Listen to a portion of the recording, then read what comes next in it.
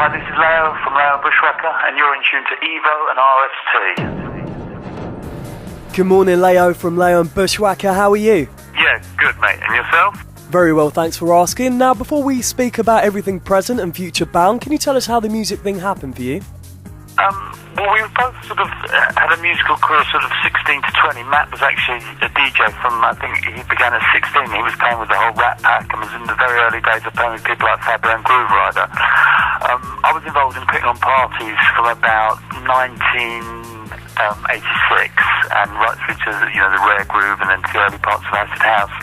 And then we started to do some things in the studio together in the sort of mid-90s, but it was sort of he was a sort of apprentice at Mr. C's studio. It was all quite casual. And then we one day did a tune together, and it went really well, and then we did a couple more, and then we started to play together a little bit, and then we thought, well, let's write an album. But because we were both sort of unknown, it was without any pressure, and so it was a really, really enjoyable creative experience, and it just sort of grew from there. So it began in a very casual way and kind of grew organically into, what's been going on now for sort of 13 or 14 years.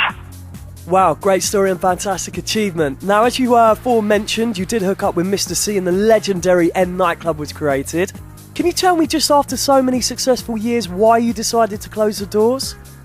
We'd done it for 13 years, and we had a very good offer on the club. And in the club business, it's very hard to walk away at the top. You generally have to sell a club or move on when the club's not doing well anymore. And for us, we sort of felt, we've been there all this time, and in all the years we'd never had, we'd had a lot of approaches, but never anything really serious that was actually, was tempting, shall we say. And we thought, well, do we want to go for a number of years, or should we sort of walk away when it's still really good and everyone has great memories of it and we still love it?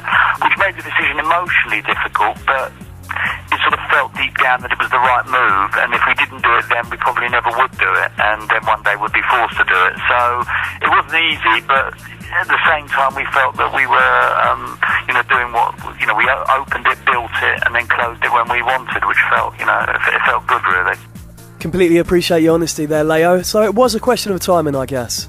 Yeah, and I started the club when I was 24, and 38, 39 when I was 38 last year, 39 now, and I want to have a family. It's just, a club is such a constant business. You're doing it kind of, however good your last week was, it's bang, you're straight onto the next week. It's an endless business. It's like running a restaurant, and that's brilliant, but you don't want to do it forever and ever and ever and ever. There comes a point where you just need to do something else, and we felt that if we didn't move on now, maybe that opportunity wouldn't come again. Completely understandable, Layo, and you've left many of us with many fond memories indeed. Talking of which, there are rumours on cyberspace floating around saying there are going to be some reunion parties. Is there any truth in that? Well, I'll be honest with you, normally I'm not really, I kind of tend to prefer to look forward, but I never say never, you know what I mean? It's maybe when the dust has settled a little bit more, it'll feel like a fun thing to do, not at the moment. Okay, cool, fair enough, we'll keep our ears to the ground for that. Now, we're moving on to a production tip, and Love Story became a worldwide anthem. Do you guys now feel the pressure with forthcoming productions to kind of achieve that same benchmark?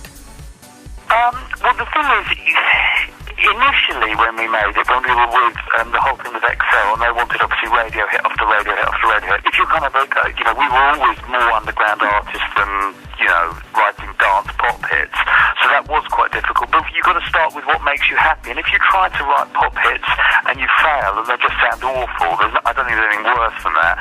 So we just go with the flow of what we feel, writing good music is, and sometimes you go through different, we feel the past year has been really good again in the studio, but you go through a couple of years where it's good, but you're sort of not producing at the same output level, and it takes a bit longer to write a good track. It's a bit harder, but these things ebb and flow. When you're doing something creative, you can't control it. You go into different zones where the confidence is flowing and the ideas come easily. Okay, wicked. And on that note, what should we be looking out for on your label? Well, we've got loads and loads of things. We've been in the studio now constantly for about 5 months, and a lot of this new stuff will be coming out on other labels, which obviously you'll hear about shortly, because we feel that it's time to sort of push ourselves a bit more. And obviously doing stuff on your own label's nice, but it's kind of easy because it's only me and Matt have got to say, yeah, it's good enough. Whereas if you're doing it for other people, you open up into a whole different realm, and that's really what the plan has been this year. So I think a lot of that will start to come out in the autumn. Okay, great. A lot of original work or remix work? Mainly original work. We've done a couple of remixes. We've just done a remix for the Noisettes, which are, you probably heard of them, a pop band, and also for Spectrum. So we've done a couple of remixes recently, but we tend to be concentrating on our own music just because when you're in a good zone, doing it, the new ideas going, it's quite nice to do original tracks rather than reworks, because obviously if you do a remix of someone, you've got a vocal and you've got to fit the vocal in and all that. Sometimes that's easy and it comes really, comes off really well, but other times it's quite a struggle, because so much of it starts off for us with sampling, and then from that we write around, and then we generally take the samples away. Occasionally we keep them, sort of try and hide them, but but often you get found out. Obviously, you take Love Story, which was built on a couple of samples originally, and then it comes from there. Okay, well, appreciate your honesty, and it's obviously worked for you. Now, Layo, let's get you out of the studio, put you into a park this Sunday, the Big Southwest 4 Festival. You looking forward to it, and what have you got in store for us? Well, we've done it the past couple of years, and I have to say it's a fantastic festival. I mean, we did it the first time, I think, 2 years ago. We were playing on the main stage at sort of quite early on, and sort of early mid-afternoon on the Saturday, and I didn't think it was going to be, I'll be honest with you, when you get those set times occasion, you're a bit like, like it's not going to be very good, but it was amazing. The energy there, I think, from the minute the doors open is fantastic. So, everyone makes the effort, everyone kind of knows that it's something to get to early. We're playing in Carl Cox's tent this year, so I know it's going to be very, very full on. I mean, we played with Carl a couple of weeks ago in Ibiza, and it was just phenomenal. I mean, the energy that he creates and the energy around anything he's doing is just, from the minute I saw him sort of 15 odd years ago to now, it never ever changes. He just creates this kind of whole zone of, a bit like a whirlwind around him. So I think it'll be, for us playing there, I think it's going to be fantastic. It's a great day out, and it's one of the very special festivals in the country. It certainly is, and we look forward to seeing you on Sunday. Now, Layo and Bushwacker as a brand, two guys working together, where do you see yourself in 10 years? I don't know. I mean, the past 10 years have gone so quickly. I'm hoping the next 10 slow down a little bit, but, it doesn't seem to go that way in life. It depends. I mean, as long as I'm doing whatever I'm enjoying doing, and I feel that I'm actually, contributing something worthwhile, then I'm happy to keep doing it. It's doing something like music, doing something like that has to come from within, and if you feel connected to it and it feels right, then you're happy to go on. If you feel that it no longer is in that, coming from that place, maybe it's time to do something different. So whatever it is, as long as I'm enjoying it, I'll be happy with that.